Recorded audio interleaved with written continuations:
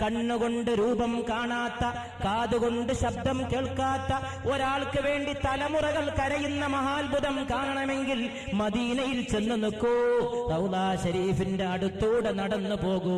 കണ്ണീരിന്റെ പ്രവാഹമാണ്. ചിലർ നിയന്ത്രിച്ചുകൊണ്ട് ഒതുക്കിക്കരയുന്നു, ചിലർ പൊട്ടിക്കരയുന്നു, ചിലർ നെഞ്ച് പിളർക്കുന്ന പൊട്ടിക്കരച്ചിൽ, ചിലർ ആർത്തട്ടഹസിക്കുന്നു. പോലീസ് നിയന്ത്രിക്കാൻ ശ്രമിച്ചാലും പൊട്ടിക്കരയുന്ന കണ്ണീരിന് തടയിടാൻ ആർക്കാണ് സാധിക്കുക? 1500 കൊല്ലം മുമ്പ് ജീവിച്ചു വഫാത്തായി പോയ ഒരു ഇതിഹാസത്തിന് വേണ്ടി തലമുറകൾ കരയുന്ന മഹാത്ഭുത നഗരിയെ മദീന, അത് കണ്ണീരിന്റെ നഗരിയെ. അവിടെ വെച്ച് കണ്ണീര് തൂകിക്കൊണ്ട് നിൽക്കാൻ ആൾക്കൂട്ടത്തിൽപ്പെട്ട് ദൂരേക്ക് തെന്നിപ്പോയപ്പോ തോന്നി അടുത്തെത്താൻ കഴിയില്ലേ എന്ന്. പക്ഷേ റൗള ശരീഫിന്റെ തൊട്ടടുത്തൂടെ പുണ്യറബി കിടക്കുന്നതായ സല്ലല്ലാഹു അലൈഹി വസല്ലമയുടെ ആ റൗള